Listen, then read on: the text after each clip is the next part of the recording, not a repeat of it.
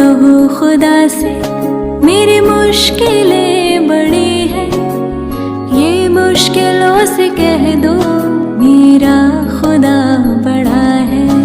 आती है आंधियाँ तो कर उनका खैर मकदम, आती है आंधियाँ तो कर उनका खैर मकदम, तूफान से ही तो लड़ने खुदा ने तुझे गढ़ा है। चलिए आज हम लोग पढ़ेंगे आपका क्लास 11 का पॉलिटिकल साइंस। जैसा कि हम लोग कल नोट्स आपका यानी लेक्चर 1 हो चुका था, आज लेक्चर 2 होगा। जैसा कि आपको पता है कि चैप्टर का नाम है स्वतंत्रता, मतलब यानी कि एक तरह का आजादी मानिए उसी तरह से, है ना। यानी कि हम लोग जो पढ़ रहे हैं तो उस तरह से स्वतंत्रता के बारे में कल पढ़ चुके थे। नकारात्मक स्वतंत्रता और यानी सकारात्मक स्वतंत्रता के बारे में हम लोग कल पढ़ चुके थे।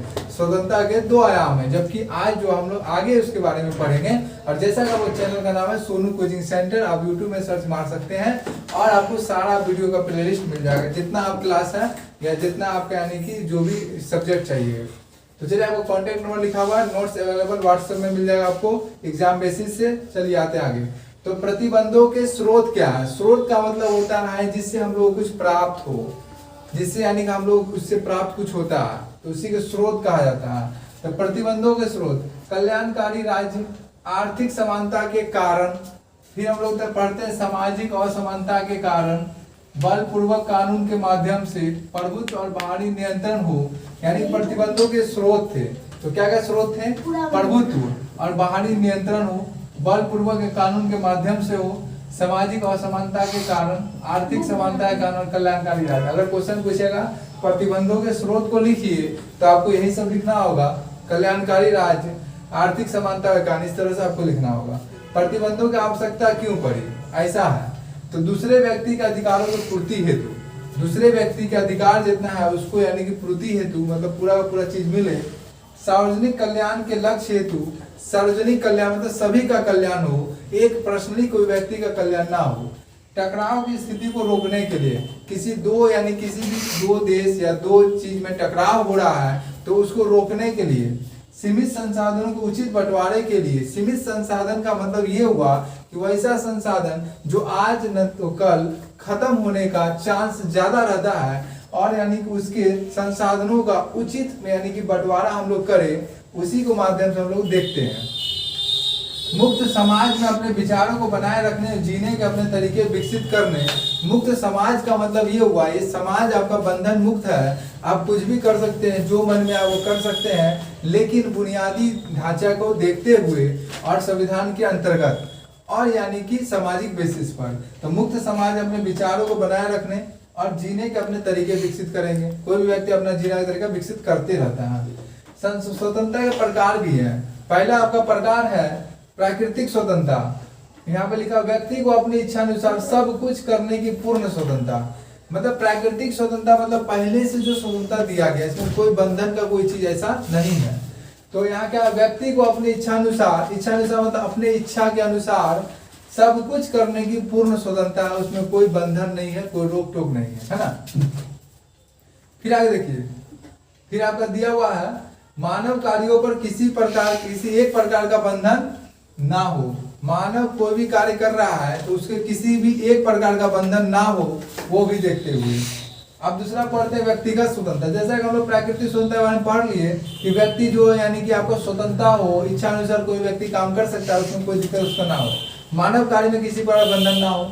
व्यक्तिगत स्वतंत्रता पढ़ते हैं निजी मामलों में विकल्प की स्वतंत्रता। व्यक्तिगत मतलब अपना, और यानी कि निजी मामलों में उसका विकल्प की स्वतंत्रता, उसके निजी मामलों को हस्तक्षेप नहीं कर सकता है। जीवन की सुरक्षा, विचार अभिव्यक्ति एवं आस्था की स्वतंत्रता, ये सब उसके प्रति निजी मामला है ना।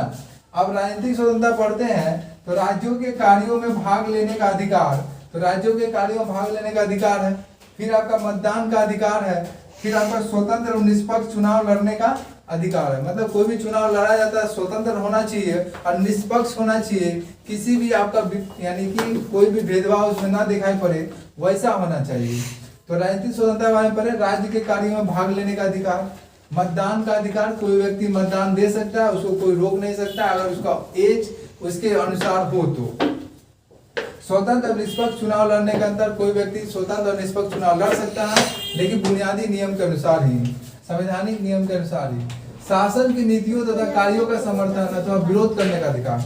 कोई भी शासन की नीतियों का कार्यों का समर्थन भी कर सकता है और इसका विरोध भी कर सकता है। इसमें यह नहीं देखा जाता है विरोध कर रहा है तो उसको अलग ही किया जाए, विरोध कर रहा है तो क्या कारण है उसको देखना पड़ेगा। आर्थिक अधिकार क्या क्या है? तो कोई लाभकारी पद पाने या कारोबार पाने का अधिकार। कोई लाभकारी पद, वैसा पद जिससे प्रॉफिट ही प्रॉफिट हो और यानी कि आपका घर बहुत सारा चीज आपसे संपन्न हो जाए और कारोबार करने का अधिकार। अभाव से मुक्ति का अधिकार। कोई भी चीज अभाव में है और आपको यानी कि उसको पूरा पूर्ति करना है तो उसको मुक्ति का अधिकार भी यहाँ पे देखने को मिलता है। वस्तुओं के उत्पादन तथा वितरण करने का अधिकार। कोई व्यक्ति वस्तुओं का उत्पादन कर सकते हैं और वितरण का मतलब होता है बंटवारा, मतलब बांट भी सकते हैं, बेच भी सकते हैं, है ना। उदारवादी बनाम मार्क्सवादी धारणा भी दिखाई पड़ा है यहाँ पे।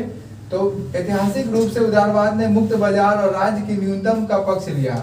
उदारवाद ने आपका मुक्त बाजार और राज्य की न्यूनतम का पक्ष लिया। हालांकि अब वे कल्याणकारी राज्य की भूमिका को स्वीकार करते हैं और मानते हैं कि सामाजिक और आर्थिक असमानता को कम करने की जरूरत, करने वाले उपायों की जरूरत है। जैसा कि हम लोग यहाँ पे उदारवादी और मार्क्सवादी की धारणा के बारे में समझते हैं।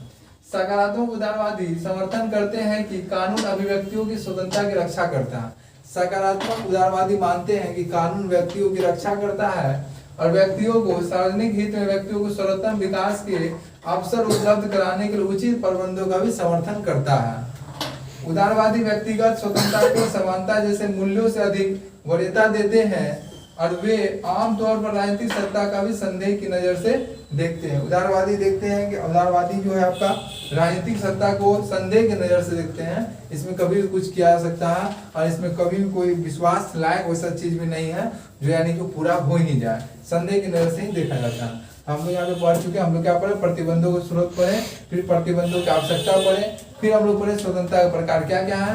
पहला आपका आता है व्यक्तिगत यानी कि प्राकृतिक स्वतंत्रता, फिर व्यक्तिगत स्वतंत्रता, फिर राजनीतिक स्वतंत्रता है, फिर आपका आ जाता है आपका जाके आर्थिक अधिकार। उदारवादी और मार्क्सवादी विचारधारा धारणा जो है वो भी पढ़ चुके हैं। तो इस वीडियो में हम लोग इतना ही पढ़ेंगे। आपका पॉलिटिकल साइंस का नोट्स यानी कि लेक्चर 1 और यानी लेक्चर 2 और जाके चैप्टर 1 हो रहा था, चैप्टर 2 हो रहा था, उसका नाम है स्वतंत्रता। तो नेक्स्ट वीडियो में हम आगे पढ़ेंगे। आज के लिए इतना ही, धन्यवाद।